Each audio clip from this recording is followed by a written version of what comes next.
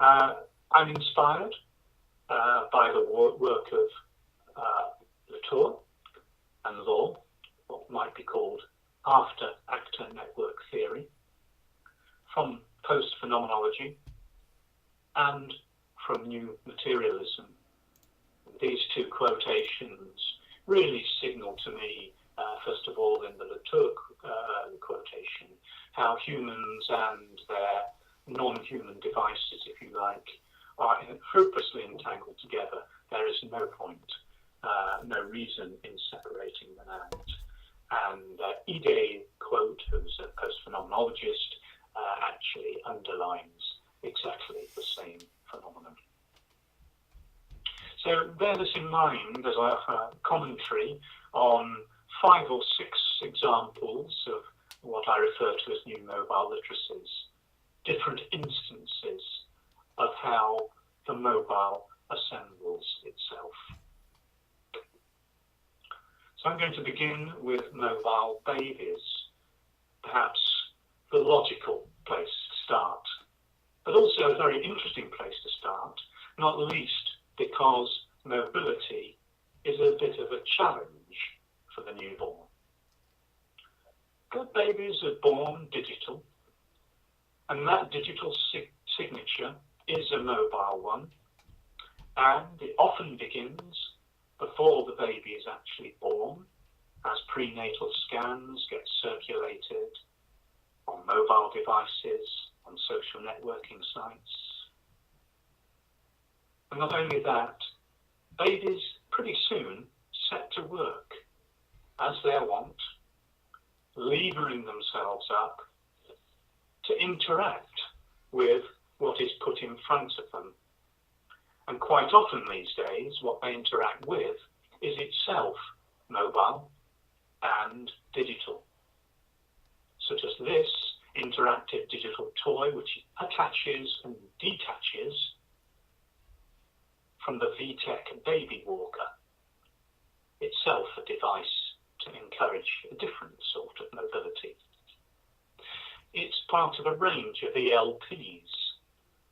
By that I mean electronic learning products, distributed to supermarkets and toy stores in 84 countries by the Hong Kong-based company, VTech.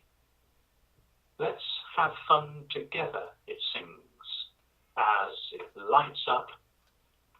It's a toy, a pedagogical toy, a literacy toy, and it's a mobile device for the not yet fully mobile. And it takes its place alongside the apps that are providing mobile literacies to the very young, such as the Endless Alphabet. Endless perhaps because it pushes new words to you. Words that you move around the screen to sound out and spell.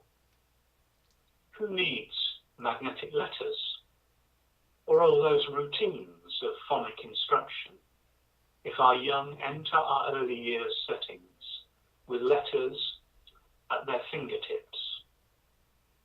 And the quote here on this slide is from the CEO of Callaway Arts, the startup that designed this app. And if literacy might start looking different from the very earliest of stages, what about something a bit more familiar, like story sharing? So here we look at mobile toddlers. Are we being touched by a different sort of literacy? I'm drawing here from some collaborative work, Jackie Marsh, Karen Daniels, and Dylan Yamada Rice. And in doing so, I'm evoking some propositions alluded to earlier on. That mobile practice is a firstly place-based confluences of ideas, knowledge, practices, and materials across sites. And that iPad literacies, or mobile literacies in this talk, are material instantiations of wider discursive practices. and that technologies both shape and are shaped by physical actions, meaning making, and representations. Our observations showed that taken for granted ideas, that touchscreen tablets are easy to handle, intuitive, portable, didn't always hold up. Adapting the multimodal analysis used by my colleague Roberta Taylor, I looked at some of the story sharing episodes. I detailed speech terms, including those taken by the so-called non-humans, the app, bodily movements, particularly proxemics and gesture, and reactants, to borrow that phrase from the early work of Latour. And that enabled me to capture the detail of something that looked rather like familiar story sharing routines, at least in some cases. In other cases, there was a sort of anarchy of slapping and tapping.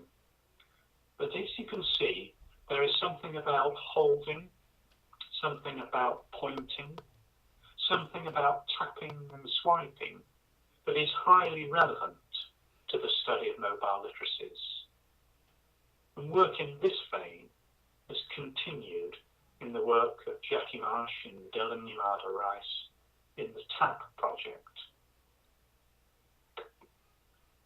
iPads also featured in the Digital Futures project as elementary pupils worked on Hockney-style flowers. Here, Kate Cosgrove's children at work. Here you can see some of the flowers they produced. And here you can see the choreography of bodies, hands and devices, and how that assembles amongst the tables, the boxes, the uniforms of her classroom.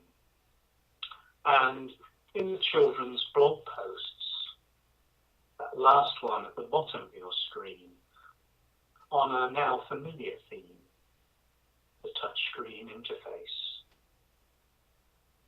And if the classroom was the place for these mobile devices, Rob Hobson's work was, in some senses, in this project, out there, laying the trail of a science fiction story in a local park using QR codes.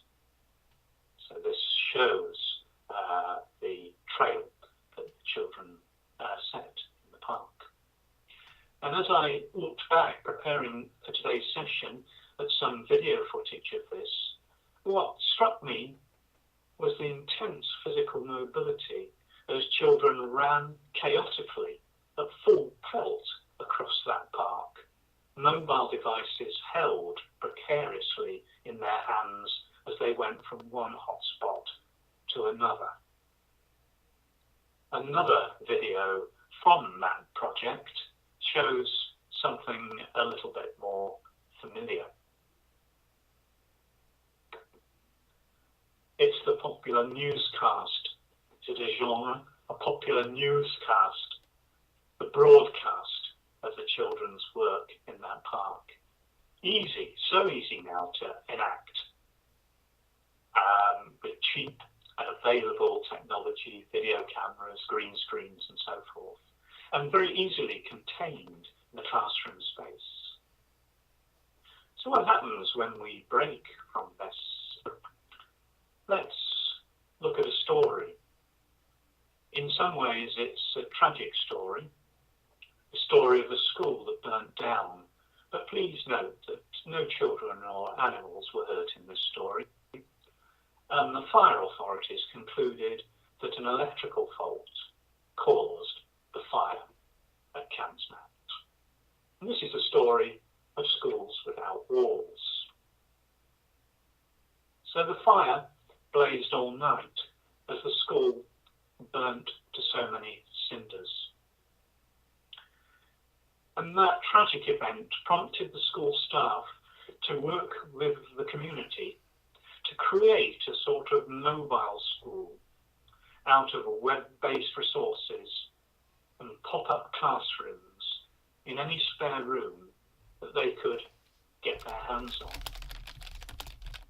The school was pushed to make use of technology on the move, with a school population and a school staff that was also on the move. Now, I don't advocate arson, please don't get me wrong, but I do think that this is a provocation. It makes us think about mobility and school spaces in a new way. And also, as you read through the response to the aftermath of the fire, you get a sense of really what this provoked in the school staff and the community who were involved. And you can also read about youth and their repeated dissatisfaction with the school system,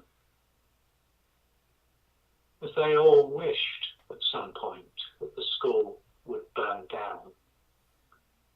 But when it did, to quote, the fucking irony.